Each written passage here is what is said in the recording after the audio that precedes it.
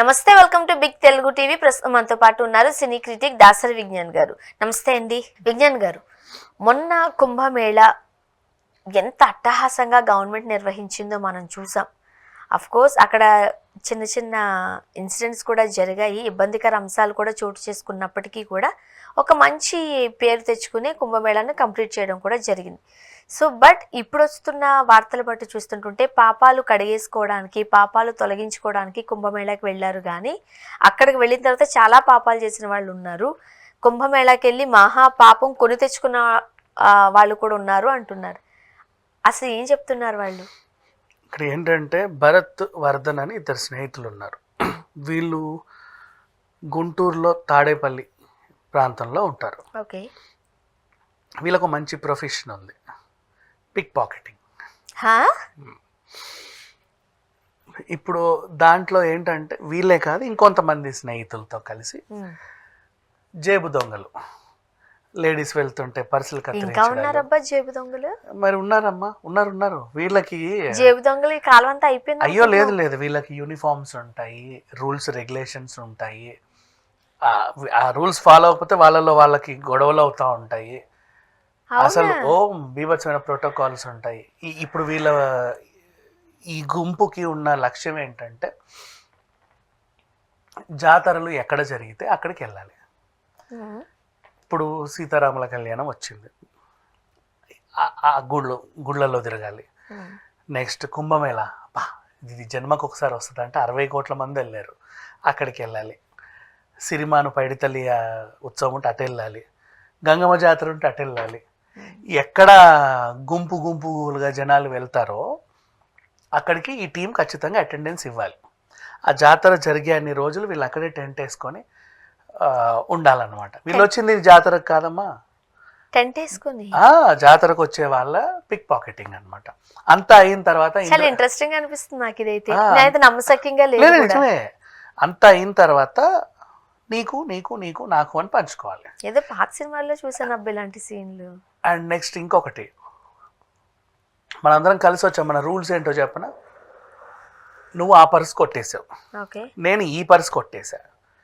నువ్వు కొట్టేసిన పర్సులో 50,000 ఉంది, నేను కొట్టేసిన పర్సులో 5,000 ఉంది. అయినా సరే 55,000ని మన 11 మంది 5,000 పంచుకోవాలి. అది రూల్.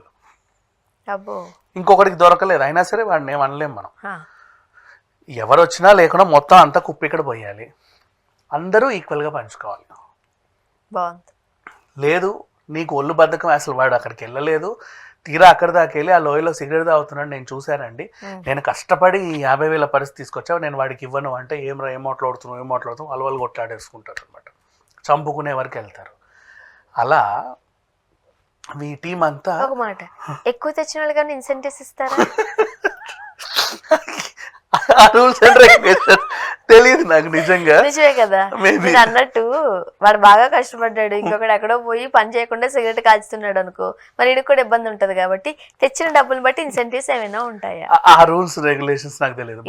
ఇప్పుడు పెట్టుకోవాలేమో ఈక్వల్ గా పంచుకోవడం మాత్రం వీళ్ళు అనుకున్నది. ఇప్పుడు వీళ్ళు రీసెంట్లీ కుంభమేళా వెళ్ళారు. కుంభమేళాకు మొత్తం అందరు కట్టగట్టుకొని, మన సెలబ్రిటీలు వెళ్ళారే క్యారీవ్యాన్లు, అలా అందరు ఈక్వల్గా ఖర్చులు వేసుకొని మళ్ళీ ఒక వ్యాన్ 12 సీటర్ 24 సీటర్ 24 సీటర్ అనుకుందాం, అందరు కలిసి వెళ్ళాలి. వండుకోవడానికి సామాన్లు అండ్ ఇంకా వేరే అక్కడ ఉన్న ఈ క్యారియన్ లోనే గ్యాస్ కూడా పెట్టుకుని వెళ్తారా? అలా వెళ్ళకూడదేమో కదా, ఇబ్బందికరమైన పరిస్థితులు వచ్చే అవకాశం ఉంటుంది. అసలు వెళ్ళకూడదు, కానీ మన సెలబ్రిటీలు అందరూ వెళ్ళారు చూసావా, అందుకే పట్టుకొని షూట్ కూడా చేశారు. ప్రమాదం జరిగితే యాక్చువల్గా పట్టుకెళ్ళకూడదు, బట్ ఏమో లే, వాళ్ళు వ్లాగ్స్ చేసి మరీ చెప్పారు, ఇదిగో ఈ స్టవ్ చిన్నది పెట్టి దోశలు వేసుకొని తిన్నావు, అది చేసామని. నేను చాలా రీల్స్ చూసా. పట్టుకెళ్ళారు మొత్తం. మనం బస్సులో, ట్రైన్లో ఇంత ఫైర్ ఇన్సిడెంట్ కి సంబంధించి ఏదైనా జరిగే అవకాశాలు ఉంటే దేన్ని అలౌ చేయరు. మరి సమ్మక్క జాతరకి వెళ్తున్నారుగా, ఎలా అందరూ అక్కడికి వెళ్ళి వండుకుంటారు. కానీ యాక్చువల్గా ఏం చేయాలి, అక్కడ అమ్ముతారేమో, అప్పుడు కొనుక్కొని అప్పుడు లేదు. యాక్చువల్గా ఏం చేయాలో చెప్పనా, కర్రలు పట్టుకొని అగ్గిపిల్ల పట్టుకొని వెళ్ళాలి. అవును, కర్రల పొయ్యి మీద వండుకోవాలి. బట్ చాలా మంది అయితే సిలిండర్లు పట్టుకెళ్తున్నారు. వీళ్ళు కూడా సరుకు అంతా పట్టుకొని వెళ్ళారు, మా టెంట్లు ఉండడానికి చపాతీ పిండికి చపాతీ రైస్, డ్రమ్ము నిండా నీళ్లు, వాటర్ క్యాన్స్ ఇవన్నీ పట్టుకొని వెళ్ళారు. ఎందుకు? కుంభమేళాలో మునిగి తేలడానికి కాదు, అక్కడికి వచ్చే వాళ్ళని కొట్టేయడానికి. నీకు అర్థమైంది అసలు మ్యాటర్? దొంగల టీం అంతా బయలుదేరింది. వెళ్ళేటప్పుడు అందరూ ఈక్వల్ కాంట్రిబ్యూషన్. ఇప్పుడు వ్యాన్కి ఎంత, పెట్రోల్ ఎంత, ఇదంతా ఫర్ ఎగ్జాంపుల్ 1,00,000 రూపాయలు అయింది అనుకో వీళ్ళ జర్నీకి. 10 మంది వెళ్తే 10 మంది 10 వేలు వేసుకొని వెళ్ళాలి.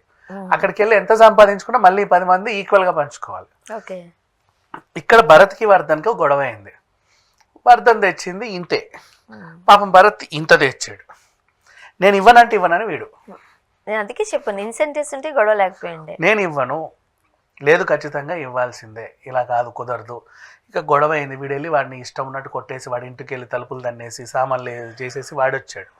ఒక రాత్రి మంచి టైం చూసుకొని వీళ్ళందరూ ఈ కుటుంబ సభ్యులందరూ కలిసి వెళ్ళి వర్ధన్ మీద దాడి చేస్తే ఆ దాడిలో ఆ పిల్లోడు చనిపోయాడు. చనిపోయాడు. అయ్యయ్యో ఏంటమ్మా, వీళ్ళంతా దొంగలే.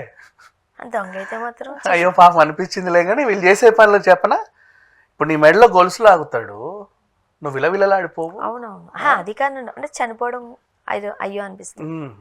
గొలుసులు లాగుతున్నాను. నేను నిన్న ఒక రీల్ చూసా, బండి మీద వెళ్ళేటప్పుడు చూసాను, ఇలా లాగాడు. ఆ పిల్ల ఆమె గొంతు కోసుకుంటే ఏం చేస్తావు? వాళ్ళ హస్బెండ్ ఉన్నాడు. మోపెడ్ మీదే కదా. అవును అవును అవును అవును. అలా వెళ్తూ వెళ్తూ మామూలుగా వీడు ఎందుకు వెళ్ళాడో అనుకున్నారు.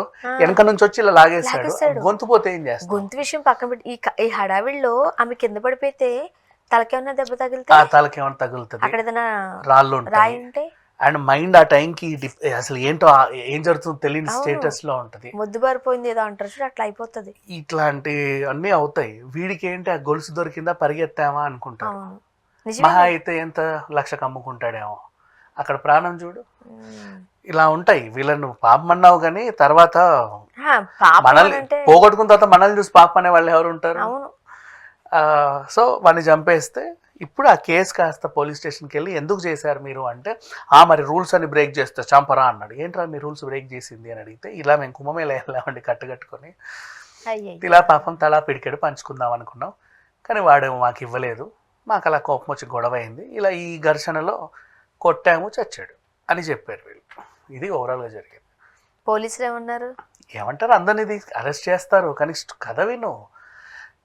ఏదో విషయాల్లో ఇప్పుడు పెళ్లిలో గొడవపడి చంపుకున్నారు అనేది వేరు, 2 మతాల ఘర్షణలో వేరు, ఇంకేదో ఘర్షణలు వేరు, అవి వేరు. దానికోసం కొట్టుకున్నారు. సాధారణంగా మనము ఈ దొంగ జీవితాన్ని గడుపుతూ ఉన్నప్పుడు ఎక్కడో ఒక రియలైజ్ అయ్యి అలాంటి పుణ్య క్షేత్రాల దగ్గరికి వెళ్ళినప్పుడు కాస్త ఆ గంగా నదిలోనూ ఆ పుణ్య స్నానం చేసి ఇంక ఈ రోజు నుంచి ఇలాంటి చెడ్డ పనులు అవి నేనేం చెయ్యను అని చెప్పి ఆ పాపాన్ని అక్కడితో విడిచిపెట్టి వస్తూ ఉంటారు.